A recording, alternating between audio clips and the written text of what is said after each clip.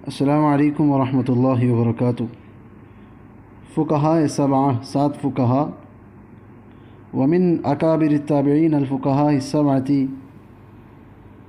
فقہاء سبعہ اکابر تابعین میں سے، وہم کبار علماء التابعین، اور وہ کیا ہیں؟ کبار علماء ہیں تابعین میں سے، وکلہم من اہل المدینہ، اور سب کے سب کیا ہیں؟